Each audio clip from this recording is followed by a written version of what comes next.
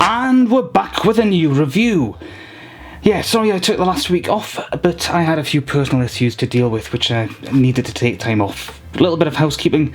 I decided to put a link up on Twitter and Facebook to the most popular video I've got, or rather my second most popular video, which is actually the Nads for hair for men. Well, Nads hair for removal for men video. It's my second most popular video.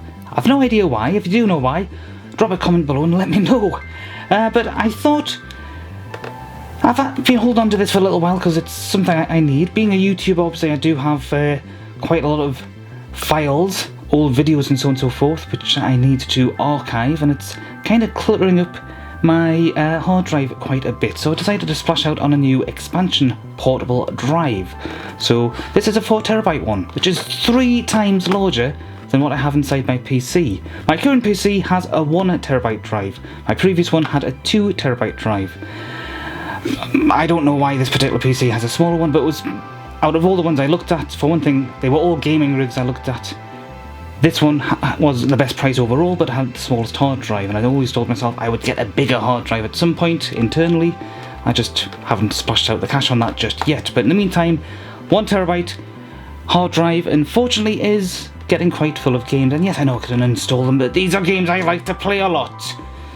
And I suppose at some point I might very well want to end up doing something like another Let's Play series at some point. Not that those have ever been particularly popular for me, but anyhow, I've waffled on for enough. This is Seagate's expansion. I've had another one of these before in the past, which is a 2TB drive, and it is pretty damn decent. I've not tried this at all, so I can't really say whether it's any good or not. It is still sealed in the package, and I've just realised I don't actually have anything to open it with, so wait a minute, I'm nothing if not adaptable. I shall simply make use of this pin to break along this seal. Yes. Oh, it works. But before we do that, let's just take a quick look at some of the blurb on here. We have, in various different languages, add-on storage for your PC. Yep, in various different languages, including what I'm assuming is Japanese and Chinese down here. Why is everything not... That's better. Let's put the autofocus on. Sorry about that, I've just realised I've changed lenses. I've had a different lens on in the meantime for photography purposes, whereas this lens I'm using right now is what I use for filming purposes because it's smaller. But yeah, the autofocus had somehow came off. So what else have we got here? Connect with... That is once I've actually looked over the instructions, because let's face it, you have instructions for a reason. Let's see, to maximise performance, connect your drive to USB port 3.0, also compatible with 2.0. Protect your data, always follow safe removal procedures from your operating system, and blah blah blah. Yeah, it doesn't really give you much useful information beyond that. It just tells you quite clearly how to connect it. The actual connection port itself fits quite nicely both into the disk itself and into your computer, or in my case, my computer. And then you've got a whole lot of other guff on the back here, which is so dull and tedious looking that I'm just not going to bother going through it. Yeah, it just doesn't really tell you anything of any particular interest, so let's go connect this bitch up properly. Okay, so here we are looking at the registration scheme for the Seagate external drive. I don't recall having to do this the last time I did this with my other drive.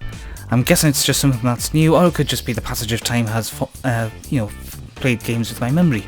More likely the last one than anything else. However, this does not mean that you have to register in order to use the drive itself. This is just so that they've got your registration details more than anything else. I've already done that, and the next screen basically just gives you this. Enjoy the benefits of your new Seagate drive, and that's basically it. You get all these different options, of which you only get to actually click 1 or 2. Also gives you some instructions on how to use your drive, which just basically gets me into this tab which I've already looked at. So what does the rest of this look like, I hear you say? Well, this is the Seagate drive itself. It included a section which I've deleted, which was for setting things up for Mac. It's all preset for Windows, so if you do have a Mac machine, you will need to use those options to reformat the drive for Mac, because otherwise it will just give you read-only access. Otherwise, if you're on Windows, it should work perfectly for you in all regards. what you can then do is then start dragging and dropping your files in to here. So, for example, that's where this comes in. The two files I've got, the two folders I've got, are my YouTube videos and 100 Canon. Now 100 Canon is just simply the photographs I've been taking, because I am an amateur photographer by all accounts. I am not a professional by any stretch of the imagination, but it is a hobby of mine and I like it, and it does mean that I end up getting quite an archive of photos, which, to be quite frank, I do need to set myself through at some point and just sort out into keep and lose and so on and so forth, and you know, otherwise it has contributed quite a fair size to my drives being filled up, basically.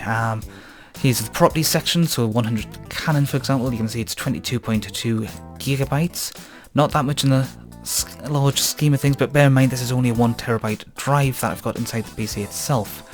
The YouTube stuff, which is basically where I've got the majority of my YouTube videos, is over 151 gigabytes.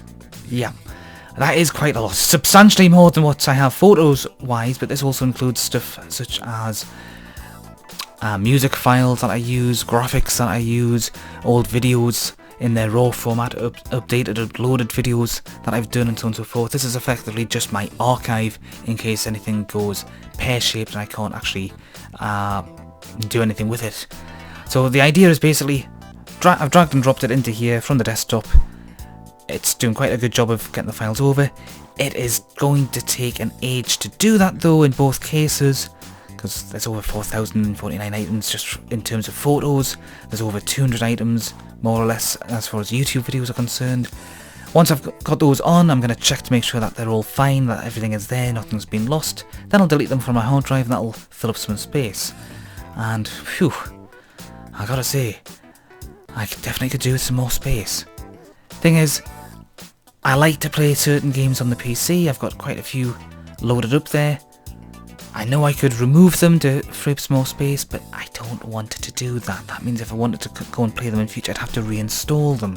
I'd rather have them installed again, or rather installed and left and forgotten about, and then I can then go and, you know, do what I need to do later. Play them whenever I want. And I might even convince myself to do some Let's Plays again in future. Not that those particular videos actually prove to be particularly popular in any way, shape or form, but you never know.